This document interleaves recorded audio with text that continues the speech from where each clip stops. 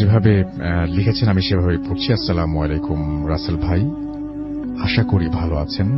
আমার নাম আলমগীর, বাড়ি গাজীপুর জেলার সালনা পোড়া বাড়িতে। তবে বর্তমানে আমি দেশের বাইরে আছি। আমি সরাসরি ঘটনায় চলে যাই। আমি গত 29/9/2017 তারিখে বাংলাদেশ ছেড়ে সুদানে আসি।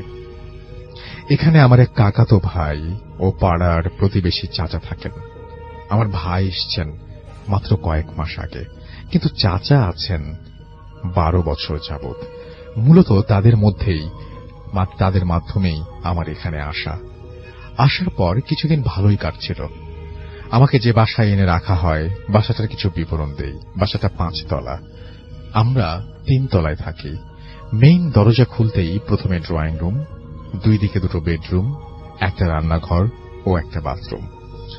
বাসার সামনে খোলা মাঠ, সামনে একটি মাদ্রাসা আর আরেক পাশে ছোট একটি কবরস্থান। আমরা 4 জন থাকি ফ্ল্যাটে। অনেক গরম থাকার কারণে আমরা সবাই এক রুমেই ঘুমাতাম, কারণ ওই রুমে এয়ার কুলার লাগানো ছিল। প্রায় 1-1.5 মাস পরে আমরা 1-1.5 মাস পার হয়ে গেল, কিন্তু কোনো কাজ পাচ্ছিলাম না। ধীরে ধীরে মাথায় চিন্তা ভর করতে লাগলো।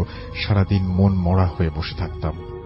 তখন আমার সাথে পরিচয় হলো মারুফ নামের একটি ছেলের। ওর বাড়ি ফরিদপুর, 5 ওয়াক্ত নামাজি ছেলে। দেশে থাকতে নাকি তাবলিগ করত। ওর সাথে নাকি একটি ভালো জিন আছে। এই কথাগুলো মারুফই আমাকে বলেছে। ও আমার মতো বেকার। আমার চাচা ওকে কোথা থেকে যেন এনে এই বাসায় রাখে।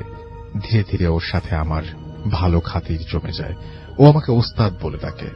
তো আমার মন খারাপ দেখেও শুধু বলতো, ওস্তাদ, নামাজ পড়ে আল্লাহর কাছে দোয়া করো, দেখবে সব সমস্যার সমাধান হয়ে যাবে আর মনে শান্তি পাবে। তো প্রতিদিন ও আমাকে ফজরের নামাজের আগে ডাক দিত। আমরা তাহাজ্জুদের নামাজ আদায় করে ফজরের নামাজ শেষ করে আবার শুয়ে পড়তাম।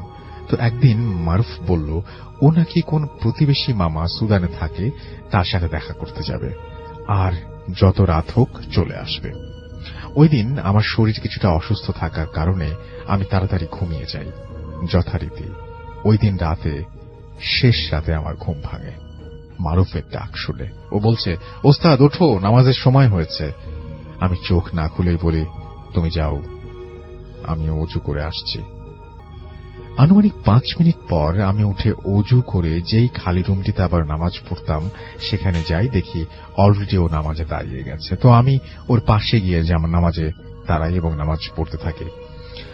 আমার নামাজ শেষ হওয়ার আগেই ওর নামাজ শেষ করে ও রুম থেকে বের হয়ে যায়।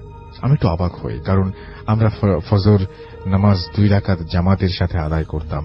যাই হোক, আমি নামাজ শেষ করে একটু ব্যালকনিতে যাই। নিচ থেকে তাকাতেই দেখি অনেকগুলো লোক সাদা পাঞ্জাবি পরা দাঁড়িয়ে আছে। তাদের সামনে একটি খাটিয়া, তাতে একটি লাশ রাখা, আর লোকগুলোর সামনে দাঁড়িয়ে থাকছে মারুফ, অপলক এক মায়াবী দৃষ্টিতে আমার দিকে তাকিয়ে আছে আর ইশারায় আমাকে নিচে যেতে বলছে। ভাবলাম হয়তো জানাজার নামাজ হবে তাই ডাকছে। তো আমি আর কিছু না ভেবে নিচে নেমে ওই কবরস্থানের দিকে যাই। গিয়ে দেখি সবগুলো মানুষই অনেক লম্বা, সবাই আলখাল্লা টাইপের পাঞ্জাবি পরা, কেউ কারো সাথে কোনো কথা বলছে না। তো আমি সবার পেছনের কাতারে দাঁড়িয়ে নামাজ আদায় করি। জানাজার নামাজ শেষে আমি মারুফকে খুঁজতে থাকি, কিন্তু কোথাও দেখতে পাই না। তো লাশটাকে কাঁধে নিয়ে 4 জন লোক কবরের দিকে যাচ্ছে, বাকি লোকগুলো তার পিছু পিছু যাচ্ছে। আমিও ভাবলাম মাটি দিয়ে মোনাজাত করে তারপর ফ্ল্যাটে যাব। আমি গিয়ে একেবারে কবরের পাশে দাঁড়াই। 2 জন কবরে নামে, বাকিরা সবাই দোয়া পড়তে থাকে। লাশটা যখনই কবরে নামানো হচ্ছে তখনই হঠাৎ করে লাশের মাথার অংশের কাপড় খুলে যায়। আর আমি যা দেখি তাতে রীতিমতো ভয়ে আমার শরীর ঠান্ডা হয়ে আসে। আমি দেখি লাশটা আর কারো নয়, ওটা মারুফের লাশ, যার সাথে কিছুক্ষণ আগে পাশাপাশি দাঁড়িয়ে আমি নামাজ আদায় করেছি। আমি দেখলাম লাশটা আমার দিকে তাকিয়ে আছে আর নিজেকে ধরে রাখতে পারিনি। আমি যখন চোখ খুলি তখন দেখি আমি একটি হাসপাতালের বেডে। জিজ্ঞেস করি আমি কোথায়। তখন আমার বড় ভাই বলে, তোকে বাসায় না পেয়ে যখন খুঁজতে বের হই তখন এক সুদানি ব্যক্তি বলে ওইখানে এক আজনবী পড়ে আছে অজ্ঞান অবস্থায়। অনেক চেষ্টার পরও যখন তোর জ্ঞান আসছিল না তখন আমরা তোকে হাসপাতালে নিয়ে আসি। তারপর তারা আমাকে বলে, জিজ্ঞেস করে যে কি হয়েছিল তোর, তুই কি করে কবরস্থানে গেলি। আমি তাদের পুরো ঘটনা খুলে বলি। আমার ঘটনা শুনে তারা তো পুরো অবাক। বলে, মারুফ তো কাল রাতে বাসাতেই আসেনি। আমি বলি, তাহলে ও এখন কোথায়? আমার কথা শুনে তারা মারুফকে কল করে, কিন্তু ওর নাম্বার বন্ধ। অনেক খোঁজাখুঁজির পর ওর এই মামার সাথে কথা হয়। তখন সে বলে আমার সাথে দেখা করার কথা ছিল কিন্তু ও আসেনি।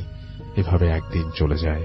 আমার চাচা ওর পাসপোর্ট নিয়ে স্থানীয় পুলিশকে বিষয়টি জানায়। পরদিন সকালে স্থানীয় পুলিশের ফোন করে জানায় একজন বাঙালি রোড অ্যাক্সিডেন্ট করে খার্তুম সিটি হসপিটালে ভর্তি আছে, অবস্থা খুবই গুরুতর। খার্তুম হল সুদানের রাজধানী। খবর পেয়ে আমরা সবাই সেখানে ছুটে যাই। গিয়ে দেখি ও বেডে শুয়ে আছে। মাথায় অনেক আঘাত পেয়েছে, কোনো কথা বলতে পারছে না, শুধু আমার দিকে তাকিয়েছিল আর ওর চোখ দিয়ে পানি গড়িয়ে পড়ছিল। আমি এমনিতেই অসুস্থ ছিলাম। ওর এই অবস্থা দেখে আমি আরো ভেঙে পড়ি।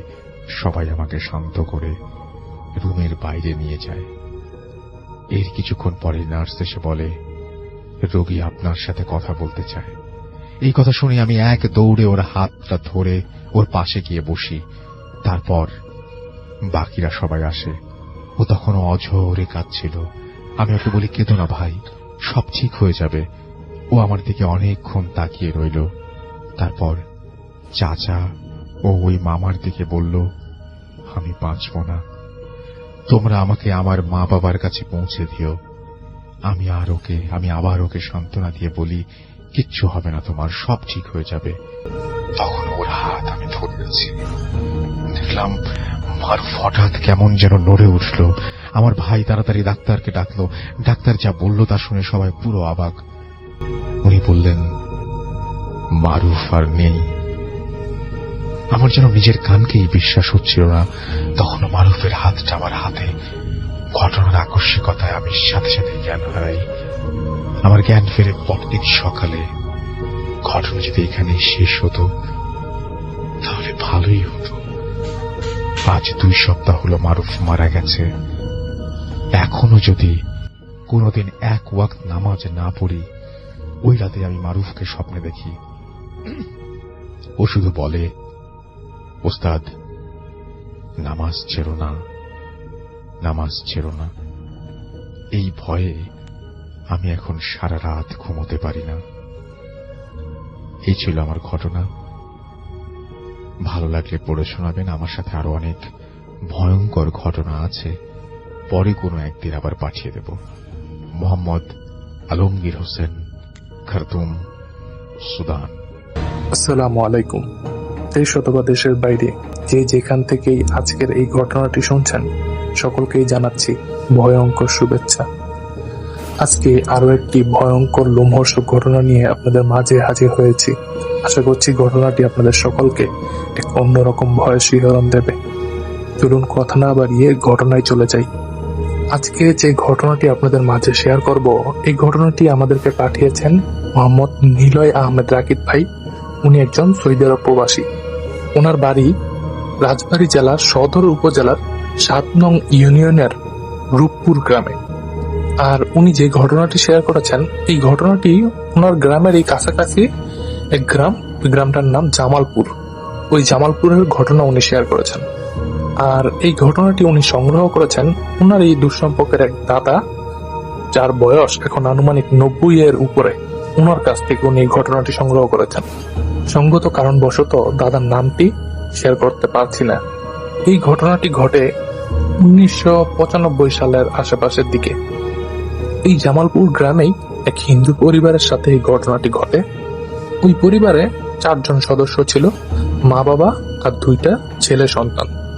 একবার হয় কি, ওই পরিবারের যিনি গিন্নি, উনি অজানা কোনো এক অসুখে মৃত্যুবরণ করেন। তো ওই মহিলা যখন মারা যায় তখন ওই ছেলে 2টার বয়স আনুমানিক বড় যে ছেলেটা ওটার বয়স 17 কি 18 বছর হবে, আর ছোটটার 14 কি 15 বছর আনুমানিক। এখন এই ছেলে দুইটার মা তো মারা গেল, তাদের বাবা তো আছে, কিন্তু ওই ছেলের মা মারা যাওয়ার সাথে সাথে ছেলের বাবাও দুর্বোধ্য রোগে আক্রান্ত হয়ে যায়। রোগটা হলো কোনো ঝড় বৃষ্টির রাত হলেই এই লোকটার গলা দিয়ে রক্ত পড়তে থাকে, মানে উনি রক্ত বমি করতে থাকেন। এমনিতে স্বাভাবিক থাকে, কিন্তু দেখা গেছে ঝড় বৃষ্টি হলেই ওনার গলা দিয়ে রক্ত পড়তে থাকে। এখন ছেলে দুইটা দেখলো তাদের মা মারা গেল, মা মারা যাওয়ার পরে তাদের বাবারও এরকম এক অসুখে আক্রান্ত হলো। এখন বাবারও যদি কিছু হয়ে যায় তাহলে তো তাদের আর আপন বলতে কেউ থাকবে না। ছেলে দুইটা কিন্তু এখনো স্বাবলম্বী হয় নাই, এর মাঝে যদি বাবাও মারা যায় তাহলে তো তারা একদম এতিম হয়ে যাবে। তো এইসব বিষয় চিন্তা করে ছেলে দুইটা ভাবলো যে যে কোনো কিছুর বিনিময়ে আমাদের বাবাকে সুস্থ করতে হবে। এই কারণে তারা বিভিন্ন ওঝা কবিরাজের কাছে ওনার বাবাকে নিয়ে গেছে, কিন্তু ওনার বাবার কোনো উন্নতি হয় নাই। এমনিতে ভালো থাকলেও ঝড় বৃষ্টির রাত হলেই ওনার সেই অসুখ প্রকট আকার ধারণ করে। এইভাবে চলতে চলতে বৈশাখ মাস চলে আসে, আর বৈশাখ মাসে কিন্তু ঝড় বৃষ্টি বেশি হয়। তেমনি এক রাতে প্রচন্ড ঝড় বৃষ্টি, আর এই ঝড় বৃষ্টির মধ্যে ছেলে দুইটার বাবার অবস্থা খুবই মুমূর্ষু হয়ে পড়ে। ছেলে দুইটা দেখতে থাকে তার বাবার এই অবস্থা। তখন ছেলের বাবা ওই ছেলেদেরকে বলে যে তোরা তো অনেক চেষ্টা করলি, তো তোরা শেষ একটা চেষ্টা করে দেখ, যদি কোনো সমাধান হলেও হতে পারে। তখন এই ছেলে দুইটা যখন জিজ্ঞেস করে কি সমাধান, তখন তাদের বাবা তাদের এক তান্ত্রিকের ঠিকানা দেয়। তান্ত্রিকের ঠিকানা ওই জামালপুরেরই একটা জঙ্গলের মাঝে একটা মন্দির আছে, আর এই মন্দিরে এক তান্ত্রিক থাকে, সেটা নাকি পিশাচ সিদ্ধ তান্ত্রিক। তো বাবা ছেলেদের এই কথা বললো যে তোরা তার কাছে যা, তার কাছে গিয়ে আমার এই সমস্যার কথা বল, এবং বল আমার বাবা আপনার কাছে পাঠিয়েছে অনেক আশা নিয়ে, এখন আপনি কোন একটা সমাধান করেন। তো ছেলে দুইটা বাবার মুখে এই কথা শুনে ছেলে দুইটা বললো এক্ষুনি যাব সেই জায়গায়। তো এই কথা শুনে বাবা বলে এত ঝড় বৃষ্টির রাতে এখনই যাবে? এখনই যাওয়ার দরকার নেই, ঝড় বৃষ্টি কমলে কালকে যা। দিনের বেলা আবার ওই তান্ত্রিককে নাকি পাওয়া যায় না, দিনের বেলা কই থাকে কে জানে। রাতের বেলায় ওই তান্ত্রিক ওইখানে নানা রকমের পূজা পাঠ করে, আর রাতের বেলায় তাকে পাওয়া যায়। তো গেলে রাতের বেলায় যেতে হবে। তখন ছেলে দুইটা বলে না এখনই যাব। ওই জায়গাটা আবার বেশি দূরে ছিল না, কাছেই ছিল, তারা চিনতো ওই জায়গাটা। তারা কি করলো, রওনা করলো সেই ঝড় বৃষ্টির রাতেই। বাবাকে ঘরে একা রেখে ছেলে দুইটা রওনা দিল। এতক্ষণে অবশ্য বৃষ্টি কমে এসেছে, ঝড়টুকানো কমে এসেছে, কিন্তু আকাশে বিদ্যুৎ চমকাচ্ছে, আর বৃষ্টির পানি চারপাশে জমে পথগুলো অনেক পিচ্ছিল আর কাদা মাখা হয়ে আছে। তো তারা বিদ্যুৎ চমকানোর আলোতেই যতটুকু দেখা যাচ্ছিল তারা পথ চলছিল আর কি। এক পর্যায়ে তারা সেই জঙ্গলের মাঝে মন্দিরে গিয়ে পৌঁছেও যায়। মন্দিরে পৌঁছানোর পরে তারা দেখতে পেল মন্দিরের ভিতরে ছোট্ট একটা কুণ্ডুলি সাজিয়ে ওইখানে সেই তান্ত্রিক কোন একটা পূজা করছে আর কি। তো তারপরে তারা সেই পূজার মণ্ডপের ওইখানে গিয়ে বসে তান্ত্রিককে প্রণাম জানায়। তারপর তারা তাদের সমস্যার কথা তান্ত্রিককে খুলে বলে। তান্ত্রিক ছেলে দুইটার মুখে সবিস্তারে সবকিছু শোনার পরে ওনাদেরকে বললেন যে আমি বুঝতে পারছি তোমার বাবার কি সমস্যা হয়েছে, তবে তোমাদের এই সমস্যার কথা জানা দরকার নেই। তোমাদেরকে একটা জায়গায় যেতে হবে, পাশেই মানে এই গ্রামের পাশেই একটা শ্মশান আছে, সেই শ্মশানের কাছে তোমাদেরকে যেতে হবে এবং ওইখানে গিয়ে তোমাদের একটা জিনিস সংগ্রহ করতে হবে। তো তোমরা কি আজকে এই জিনিসটা সংগ্রহ করবে? তখন ছেলে দুইটা বলে হ্যাঁ, আজকে এই জিনিসটা সংগ্রহ করব, এবং কি এই জিনিসটা আমাদেরকে বলেন। তখন তান্ত্রিক ছেলে দুইটাকে উদ্দেশ্য করে বলল তোমরা যখন ওই শ্মশানের মধ্যে যাবা তখন এক অদ্ভুত ধরনের একটা গাছ দেখতে পাবা। গাছ এটা বেশি বড় না, ছোট একটা গাছ। তোমরা এই গাছ আগে কখনো দেখোনি, এটা দেখলেই তোমরা বুঝতে পারবা যে এটা সেই গাছ। আর সেই গাছের মধ্যে দেখবা ডালিমের মতন লাল লাল ফল ঝুলে আছে। ওইখান থেকে যদি তোমরা একটা ফল সংগ্রহ করে এনে এই ফলের রস তোমার বাবাকে খাওয়াতে পারো, তাহলে দেখবা তোমার বাবার এই রোগের সমাধান হয়ে গেছে, আর এটাই একমাত্র চিকিৎসা। তান্ত্রিকের মুখে এই কথা শুনে ছোট যে ভাইটা ছিল সে ভাইটা অতি উৎসাহিত হয়ে বললেন এ আর এমন কি কাজ, এখনই দৌড়ে গিয়ে সেখান থেকে ফল সংগ্রহ করে নিয়ে আসবো। তান্ত্রিক এই কথা শুনে ছোট ভাইকে থামিয়ে দিয়ে বললেন যে তোমরা যতটা সহজ ভাবছো কাজটা ততটা সহজ না। তোমরা যখনই ওই ফলের উদ্দেশ্যে এখান থেকে বের হবে তখনই তোমাদের পদে পদে বিপদের সম্মুখীন হতে হবে। আর তোমরা যদি এই বিপদ দেখে ভয় পেয়ে যাও তাহলে একটা কথা মনে রাখো, তোমাদের ওইখানেই মৃত্যু হবে। এই কথা বলে তান্ত্রিক তার ব্যাগ থেকে ছোট দুইটা কড়ির মতো কিছু বের করে দিলেন, বললেন এই জিনিস দুইটা তোমাদের গলায় ঝুলিয়ে নাও এবং মনে রেখো কোনোভাবেই এই জিনিস দুইটা তোমাদের শরীর থেকে খুলবে না। এই জিনিস দুইটা যতক্ষণ পর্যন্ত তোমাদের শরীরে থাকবে ততক্ষণ পর্যন্ত কোনো শক্তি বা কোনো দুষ্টু পিশাচ তোমাদের কোনো ক্ষতি করতে পারবে না। আর যদি তোমরা ভুলবশত এই জিনিসটা তোমাদের শরীর থেকে আলাদা করো তাহলে মনে রেখো ওইখানেই তোমার মৃত্যু হবে। আর তোমরা যখন এই ফলটা সংগ্রহ করে নিয়ে আসবে তখন এই জিনিস দুইটা আবার আমাকে ফেরত দিয়ে যাবে, কারণ এটা আমার একটা সম্পদ। এটা তোমাদেরকে আমি ভালোবেসে, তোমরা তোমার বাবার প্রতি এত ভালোবাসা দেখিয়ে আমার কাছে এসেছ এবং এরকম একটা ভয়ঙ্কর কাজ করতে রাজি হয়েছ, জন্য আমি তোমাদের উপর খুশি হয়ে এই জিনিস দুইটা তোমাদেরকে দিলাম। তো ওই ছেলে দুইটা তান্ত্রিকের থেকে সেই জিনিসটা নিয়ে তান্ত্রিককে বিদায় জানিয়ে ওই মন্দির থেকে শ্মশানের উদ্দেশ্যে রওনা দিলেন। ওই শ্মশানটাও তাদের পরিচিত ছিল, ওই মন্দির থেকে কয়েক কিলোমিটার দূরে হবে ওই শ্মশানটা। আর ওই শ্মশানের সমস্ত পথঘাট তাদের পরিচিতই ছিল। তারা রওনা দিল ওই শ্মশানের উদ্দেশ্যে। ততক্ষণে পরিবেশটা অনেকটাই পরিষ্কার হয়ে এসেছে। মাঝে মাঝেই মেঘ সরে গিয়ে চাঁদকে দেখা যায় এবং পরক্ষণে কালো মেঘ এসে আবার চাঁদটাকে ঢেকে ফেলে। আবার মাঝে মাঝে দূরে কোথাও বিদ্যুতের চমকানিও দেখা যাচ্ছে। তো এরকমই একটা পরিবেশের মধ্য দিয়ে তারা হেঁটে চলছে সেই শ্মশানের উদ্দেশ্যে এবং তাদের লক্ষ্য হচ্ছে অদ্ভুত আর রহস্যময় সেই ফল গাছ।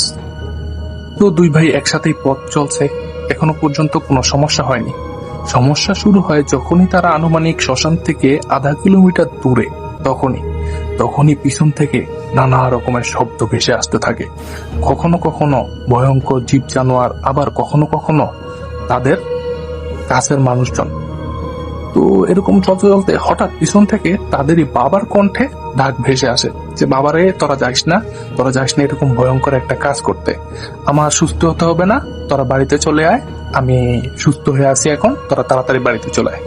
তখন ছোট যে ভাইটা আছে ওই ভাইটা বলে, ভাই বাবা তো ডাকছে পিছন থেকে, বাবা তো চলে আসছে, চলো আমাদের শ্মশানে যেতে হবে না, বাবা আমাদের ডাকছে, সুস্থ হয়ে গেছে বাবা। তখন বড় ভাই বলে যে ভুলেও কিন্তু পিছনের দিকে তাকাস না, কারণ তান্ত্রিক কি বলছে ভুলে গেছিস? এগুলা সব পিশাচ জিন আমাদেরকে তাদের মায়াজালে ফেলার চেষ্টা করছে, এগুলা সব মায়াজাল। যদি একবার এই মায়াজালে ভুলে তুই পিছন দিকে তাকাস তাহলেই তোর ক্ষতি হবে। তো বড় ভাইয়ের মুখে ছোট ভাই এই কথা শুনে সেও আরো সাবধানতা অবলম্বন শুরু করলেন। তো তারা হেঁটে যাচ্ছে, এরই মাঝে কি হয়, তারা হাঁটতে হাঁটতে লক্ষ্য করলো মনে হলো আকাশ থেকে কিছু একটা ধপাস করে তাদের সামনে পড়লো। তাদের সামনে পড়ার পরে এই যে বৃষ্টিপাত হলে যে পানি জড়ো হয়ে আছে সামনে, ওই পানির ছিটাও তাদের শরীরে এসে পড়লো। এইটা দেখে ছোট ভাইটা তো খুব ভয় পাচ্ছে। তখন বড় ভাই বললো যে ছোট, ভয় পাস না, ওরা আমাদের কোনো কিচ্ছু করতে পারবে না, কোনো ক্ষতি করতে পারবে না, সাহস করে সামনের দিকে এগিয়ে চল। তো দুই ভাই তখন ওই জিনিসটা দিকে রওনা শুরু করলো। ওই জিনিসটা কিন্তু উপর থেকে পড়ে সোজা দাঁড়িয়ে আছে, কোনো নড়াচড়া করছে না। তো দুই ভাই ওই জিনিসটাকে পাশ কাটিয়ে চলে গেল। যদিও তারা খুব ভয় পাচ্ছিল, কিন্তু তাদের বাবাকে তো বাঁচাতে হবে, এই জিনিসটাও তাদের মাথায় কাজ করছিল। তখন তারা ওই জিনিসটাকে পাশ কাটিয়ে সামনের দিকে এগিয়ে গেল।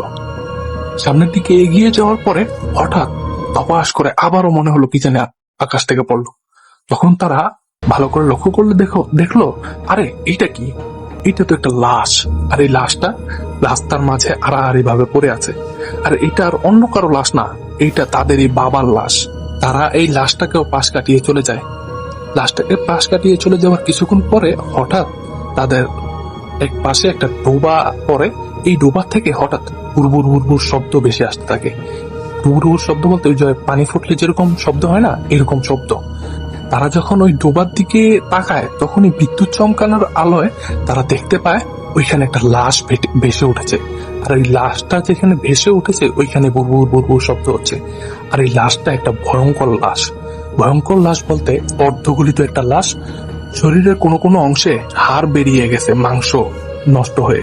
এটা দেখেও তারা প্রচন্ড ভয় পেলেও তারা সাহসকে ধরে রাখে এবং তাড়াতাড়ি করে তারা শ্মশানের ভিতরে পৌঁছে যায়। এবং শ্মশানের ভিতরে পৌঁছে গিয়ে তারা সত্যি দেখতে পায় শ্মশানের ঠিক মাঝখানে অদ্ভুত রকমের একটি গাছ। এরকম গাছ যে হতে পারে এইটা তাদের জানা ছিল না। গাছটা মোটামুটি অতটাও ছোট না, মোটামুটি একটা গাছ, এবং গাছে কোনো পাতা নেই, এবং গাছের মধ্যে ডালিমের মতো ফল ঝুলে আছে এবং ফলের রংগুলা লাল টকটকা। ও এটা দেখার পরে বড় ভাই ছোট ভাইকে উদ্দেশ্য করে বলল, ছোট তুই এখানে দাঁড়া, আমি গাছে উঠে ফল পে তোকে দেই, তুই ফলটা ধরবি। তো এই কথা বলে যখনই বড় ভাই গাছের কাছে গিয়ে মানে গাছে ওঠার প্রস্তুতি নিচ্ছে আর কি, তখনই লক্ষ্য করলো গাছের ডালপালাগুলো লড়ে চড়ে উঠলো। গাছের ডালপালাগুলো যখন এরকম অদ্ভুত ভাবে নড়ে উঠলো, তখন বড় ভাই গাছের উপর দিকে তাকিয়ে দেখে এক ভয়ঙ্কর জিনিস। ভয়ঙ্কর জিনিস বলতে তিনি তাকিয়ে দেখেন একজোড়া চোখ জলজল করছে, আর কিছুই দেখা যাচ্ছে না। একটা আকৃতি মনে হচ্ছে অন্ধকার, হুমুট অন্ধকারের একটা আকৃতি ওইখানে বসে আছে। আর ওই আকৃতিটা এই বড় ভাইকে উদ্দেশ্য করে বলছে, ইরে ফল নিবি, নে ফল নে। তখন বড় ভাই উত্তরে বলে, ফল তো অবশ্যই নিব। এই কথা শোনার পরে পিচাসটা বলে ওঠে, দেখি তোর কত বড় সাহস, ওঠ না একবার গাছে, একটানে 2 টুকরো করে রেখে দেব। ছোট ভাইও কিন্তু এই সমস্ত কথা শুনছে। ছোট ভাই কিন্তু খুব ভয় পাচ্ছে, বড় ভাইকে বলছে, ফিরে আয় ভাই, গাছে উঠতে হবে না। যে বড় ভাই ভয় পেলেও উনি কিন্তু জানে এই অবয়বটা ওনাকে টাচ করতে পারবে না, কিছুই করতে পারবে না। এই চিন্তা করে উনি গাছে উঠতে শুরু করলেন। আর ছোট ভাই ওদিক থেকে লক্ষ্য করছে ওই অবয়বটা এখনই বড় ভাইকে কোনো একটা ক্ষতি করে ফেলবে। তখন ছোট ভাই নিচ থেকে কি করবে? তখন ছোট ভাই একটা ভয়ঙ্কর সিদ্ধান্ত নিয়ে ফেলে। ছোট ভাই কি করে, তার ওই যে তান্ত্রিকের দেওয়া সেই কড়ির মালাটা ওইটা গলা থেকে খুলে ফেলে, এবং ওইটা গলা থেকে খোলার পরে ওই পিশাচটাকে উদ্দেশ্য করে ছুঁড়ে মারে। আর যখনই ওই কড়িটা গিয়ে পিশাচের শরীরে টাচ করে, তখনই ওই পিশাচটা গগন বিধারে চিৎকার শুরু করে, এই তুই এটা কি করলি রে, তুই কি করলি এটা, ও বাবারে জ্বলে গেল রে, মা রে মরে গেলাম রে। এরকম চিল্লাতে চিল্লাতে ওই গ্লাসের থেকে ধপাস করে নিচে পড়ে আর কি, নিচে পড়ে ছটফট করতে থাকে। এদিকে ছোট ভাই বড় ভাইকে উদ্দেশ্য করে বলছে, বড় ভাই তুমি ফল পারো। তো বড় ভাই দ্রুত ওই ফল পাড়ার জন্য গাছে ওঠা শুরু করলেন। আর এইদিকে ওই জিনিসটা কিন্তু বিশাল আকৃতির ছিল, ওই পিশাচটা ওই জিনিসটা ছটফট করতে করতে ছোট একটা আকৃতির হতে হতে মনে হলো যে কাকের একটা আকৃতি হয়ে ওইখানে ধ্বংস হয়ে গেল। তখন বড় ভাইটা গাছ থেকে তাড়াতাড়ি করে একটা ফল ছিঁড়ে ছোট ভাইয়ের কাছে চলে আসে এবং ছোট ভাইকে উদ্দেশ্য করে বলে, ভাইরে তুই এটা কি করলি? যতক্ষণ পর্যন্ত ওই তান্ত্রিকের দেওয়া জিনিসটা আমাদের গলায় ছিল, ততক্ষণ পর্যন্ত তো কোনো পিশাচ আমাদের কোনো ক্ষতি করতে পারতো না, তুই এটা কেন গলা থেকে খুললি? এখন তো আর ওই জিনিসটা তো কার্যকারিতা মনে হয় নষ্ট হয়ে গেছে, ওই জিনিসটা তো আর পাওয়া যাবে না। এখন তুই এক কাজ কর, আমার হাত তাড়াতাড়ি চেপে ধর। বড় ভাই ভাবছে যে যেহেতু তার গলায় একটা জিনিস আছে, তাহলে তার হাত ধরে রাখলে হয়তোবা তার কোনো ক্ষতি হবে না ছোট ভাইটার। কিন্তু পরক্ষণেই ঘটে যায় এক ভয়ঙ্কর ঘটনা। মনে হচ্ছে ধূপধাপ করতে করতে কোনো একটা জিনিস দৌড়ে ওনাদের দিকে ছুটে আসছে, আর ওই জিনিসটা ওনাদের দিকে ছুটে এসে ওনাদের কাছে এসে দাঁড়ায়। এই জিনিসটা মনে হচ্ছে ওই আগের জিনিসটার মতোই, শরীরটা একদম অন্ধকারের মতো কালো, কোনো কিছু বোঝা যাচ্ছে না, লোমশ নাকি, আর শুধু চোখ দুইটা জলজল করছে, মুখটা হালকা বোঝা যাচ্ছে ওই আলোতে। ওই জিনিসটা কাছে এসে কি করে, ছোট ভাইকে খপ করে ধরে ফেলে এবং এক হেঁচকা টানি বড় ভাই থেকে আলাদা করে নিয়ে যায়। নিয়ে গিয়ে মারে এক মাটির মধ্যে আসার মারার পরে কি করে, এক পা দিয়ে মাথার উপরে এরকম এক চাপ দেয়, সাথে সাথে ছোট ভাইয়ের মাথাটা মাটির ভিতরে ডেবে যায়। যদিও ঝড় বৃষ্টি হয়েছিল, কিন্তু মাটিটা এত নরম ছিল না যে একটা মানুষের মাথাটা মাটির ভিতরে ডেবে যাবে। ছোট ভাইটা একটা শব্দ করারও সময় পায়নি, এক নিমিষেই এক মুহূর্তেই এই ঘটনাটা ঘটে গেল, আর এই ছোট ভাইটা ওইখানে মৃত্যুবরণ করে। এই দৃশ্য দেখে বড় ভাইটা স্তব্ধ হয়ে যায়। তারপরও বড় ভাইটা এক হাতে ফল নিয়ে আরেক হাতে ছোট ভাইয়ের দেহটা মাটি থেকে বের করার চেষ্টা করে। অনেক চেষ্টার পরে এক পর্যায়ে ছোট ভাইয়ের দেহটা মাটি থেকে বের করতে সক্ষম হয়। তখন এক হাতে ফল আর আরেক কাঁধে ছোট ভাইকে তুলে নেয়, তুলে নিয়ে চলতে থাকে সেই তান্ত্রিকের উদ্দেশ্যে। পথিমধ্যে অনেক ধরনের সমস্যা হতে থাকে, তারপরও বড় ভাইটা সাহস করে এগিয়ে চলতে থাকে। হঠাৎ পিছন থেকে এই ছোট ভাইয়ের কণ্ঠেই ডাকতে থাকে, বদ্দা বদ্দা তুমি কোথায় যাচ্ছ? তুমি তো অন্য একটা জিনিস নিয়ে যাচ্ছ, অন্য একটা লাশ নিয়ে যাচ্ছ, আমাকে তুমি একা রেখে যেও না বদ্দা, ওইটাকে ফেলে দাও, আমার কাছে আসো, আমাকে নিয়ে যাও। এই কথা বলে পিছন থেকে ডাকতে থাকে। এদিকে বড় ভাই তো বুঝতে পারছে যে না, এটা তার ছোট ভাই না, কারণ তার ছোট ভাইকে তার চোখের সামনেই ভয়ানক এক পিশাচ নৃশংসভাবে হত্যা করছে। এটা তার ছোট ভাই না। বড় ভাইটা সামনের দিকে এগিয়ে যেতে থাকে, পিছন থেকে নানা কণ্ঠে ডাকতেছে, কখনো তার বাবার কণ্ঠে, কখনো তার মার কণ্ঠে, আবার কখনো তার ছোট ভাইয়ের কণ্ঠে। কিন্তু এইবার সামনের দিকে কোনো অবয়ব আর আসে নাই, পিছন থেকেই নানা মানুষের কণ্ঠে ডাকতেছে। এক পর্যায়ে ছোট ভাইয়ের দেহটা কাঁধে নিয়ে এভাবে হাঁটতে হাঁটতে ওই মন্দিরের মধ্যে তান্ত্রিকের কাছে চলে আসে। তান্ত্রিক ছোট ভাইটার মৃতদেহ দেখে অনেক বিমর্ষ হয়ে পড়ে তখন বড় ভাইকে উদ্দেশ্য করে বলে যে আসলে আমি বুঝতে পারছি ঘটনাটা কি হয়েছে। ও ছোট মানুষ তো, এই ঘটনাটার আকস্মিকতা ও বুঝে উঠতে পারে নাই। ও নিজে মৃত্যুকে বেছে নিয়ে তোমাকে আর তোমার বাবাকে বাঁচিয়ে দিয়েছে, মানে ও নিজেকে বলি দিয়েছে, এটাই মেনে নিতে হবে। পরে বড় ভাইয়ের কাছে ওই যে তান্ত্রিকের যে জিনিসটা ছিল ওইটা তান্ত্রিককে ফিরিয়ে দেয় এবং তান্ত্রিক বলে সকাল হওয়ার আগ পর্যন্ত এখানে অপেক্ষা করো। বড় ভাই ও ছোট ভাইয়ের মৃতদেহ নিয়ে ওই তান্ত্রিকের ওই কাছেই সকাল হওয়ার আগ পর্যন্ত ওইখানে অপেক্ষা করতে থাকে। সকাল হওয়ার পরে ছোট ভাইয়ের দেহ কাঁধে নিয়ে আর ওই ফলটাকে নিয়ে বাড়ি চলে আসেন। বাড়িতে চলে আসার পরে ছেলের এই মৃতদেহ দেখে বাবা খুব ভেঙে পড়েন। বাবা ছোট ছেলের দেহ ধরে খুব কান্নাকাটি করতে থাকেন। তখন বড় ভাইটা বাবাকে সবকিছু খুলে বলেন কিভাবে ছোট ভাই তাকে আর তার বাবাকে বাঁচাতে আত্মবলি দিয়েছে। তো এরপরে ওই ফলটা রস করে ওই বাবাকে খাইয়ে দেওয়া হয় এবং সত্যি তার বাবার এই সমস্যা সমাধান হয়েছিল। তবে ওই ছেলেটার বাবার এই বিশেষ রোগ যে ঝড় তুফানের রাতেই গলা দিয়ে রক্ত বের হবে, এই রোগটা কেন হয়েছিল বা কি কারণে হয়েছিল এটা কেউই বলতে পারে নাই এবং কি ওই তান্ত্রিকও বলে নাই। এইভাবেই ওই রোগটার সমাধান হয়েছিল।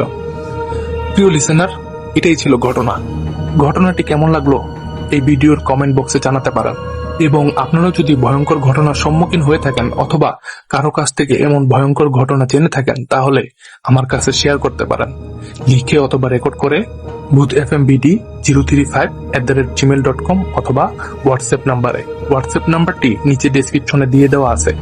প্রিয় লিসেনার, আরেকটা অনুরোধ, ভিডিওটিতে একটা লাইক দিয়ে দিবেন এবং যারা এখনো শুনছেন আমার এই চ্যানেলটিকে সাবস্ক্রাইব করেননি অবশ্যই আমার এই চ্যানেলটিকে সাবস্ক্রাইব করে দিবেন, কারণ প্রতিনিয়ত আপনাদের জন্য ভয়ঙ্কর ঘটনা নিয়ে হাজির হচ্ছি।